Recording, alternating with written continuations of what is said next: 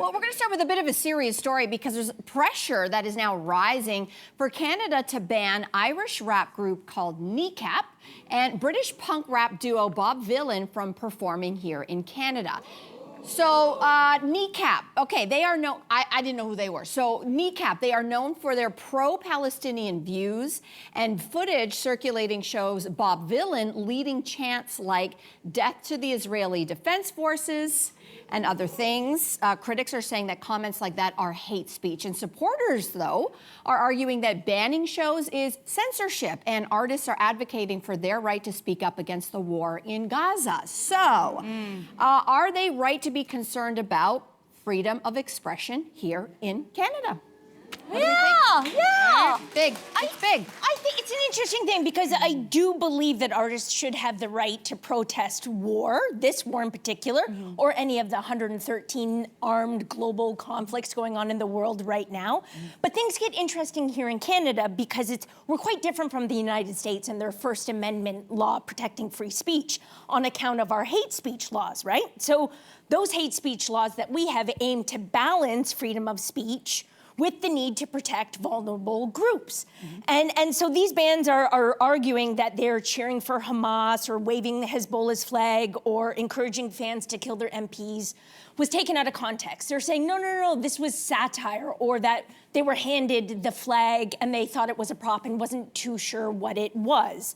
But I can understand why politicians and lawmakers would not want to gamble on that, would not want to take them at their word, given our stricter framework for hate speech. I mean, I think we can all agree that saying, like, even as satire, like, kill, fill in the blank here, is a dangerous area to go into because people It's actually illegal. There we go. That is actually the definition of hate speech. For sure. Yeah. But then I think I juxtapose that with the need for music. And right now, there's a lot of rage out there in the world. There's a lot of anger, and it's justifiable. And I don't think people know where to channel it. And so what art does, good art, is it speaks to that. It speaks truth to power, and it also gives artists place to channel their rage. And this is certainly not new. The protest song has been around forever. I think about Ohio by Crosby, Stills, Nash and Young, What's Going On by Marvin Gaye, Killing in the Name Of by Rage Against the Machine, which, killing in the name, like, it has killing in the name in the title. So there is a violent aspect in reaction to it. So,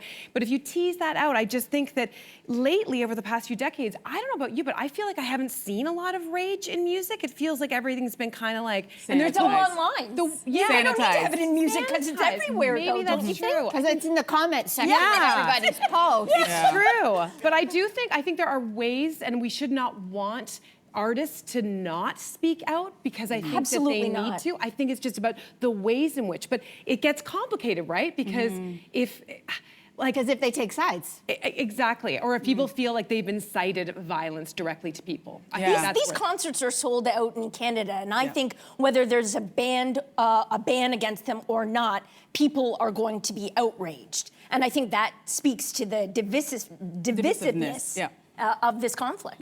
This is a very delicate subject, and I want to be very careful with what I say because I don't want to upset people, but I do want to draw attention to something because, and don't mind me if I look at my notes because I don't want to get this wrong. You mentioned Marvin Gaye and John Lennon. I think when we think about musicians kind of changing the temperature or saying the thing that we're all thinking about, we think about those types of songs that everybody can sing along to and feel good about. But then there have also been musicians who talked about injustice and they didn't touch on the subject. They really kind of punched it in the face.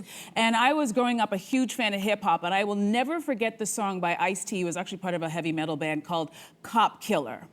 This song back in 1992 was a protest anthem in response to ongoing police brutality and systemic injustice in the Black communities. For context, in Los Angeles at the time where he was living, there was the Rodney King beatings, there was the LA riots, and there was a lot of stuff going on. And the song sparked one of the most explosive media controversies in music. The president at the time, who was George W. Bush, and the vice president, Dan Quayle, along with law enforcement, wanted this song pulled and banned. I understand, you could understand when you hear the song, the title Cop Killer.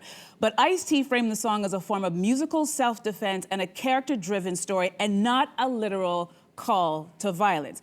Now, this song also sparked a lot of conversation, which I think is what this band is trying to do, which is highlight what's really going on, because this is a band with a song. What's going on in the world is much more dire than a band with a song, which I think this is what the conversation that we're having right now. And I think it's not lost on me that while we're talking about freedom of speech and trying to ban people and what they want to say and the freedom for an artist to say something, the song I just talked about came out almost over 30 years ago. Wow. And here we are today still having the same conversation. Yeah. So that's not lost on me. So that was the first thing that I thought about when we discussed this. What do you think, Mel? Yeah, listen, I go back to the laws. We do have freedom of expression in this country, and we do have hate speech laws, and I'm really, really glad that we do. I think with this band, as I said off the top, I don't know who they are. I think probably most of us don't know who Kneecap is. Their fans know who they are. And if you know who they are, and I just did this much of a deep dive, they're from Ireland. They are very much these, they tout Irish republicanism. They are very much against they're anti-British rule. Their own history is rooted in speaking up against anti-colonialism. They are an anti-colonialist band. So when they are now talking about the issues that are happening in Gaza, yes, like you said, there is an outlet because there's a lot of rage. But when I look at the laws and I was trying to decipher what can you say and what can't you say, you cannot incite violence or ask people to do harm to an identifiable group. That's illegal. We can all agree to that. Nobody should be allowed to say that. But what is freedom of expression? Well, freedom of expression allows you to say things. And one of the defenses that this is actually freedom of expression and not hate speech is that, well, can you point to a truth? The headlines coming out of the Middle East are dire. They are dire. You have 50 hostages that are still in captivity. You have 55,000 Palestinians who are dead. There are real headlines that you can say is identifiable truths. So are they inciting violence, or are they speaking what you can actually just Google and find from numerous mainstream news sources? Because the law will protect them if they can say, well, this is what the news says, this is what's being reported, United Nations, Amnesty International, et cetera. So I think in this country, if we do believe in freedom of expression, the band should be allowed to perform.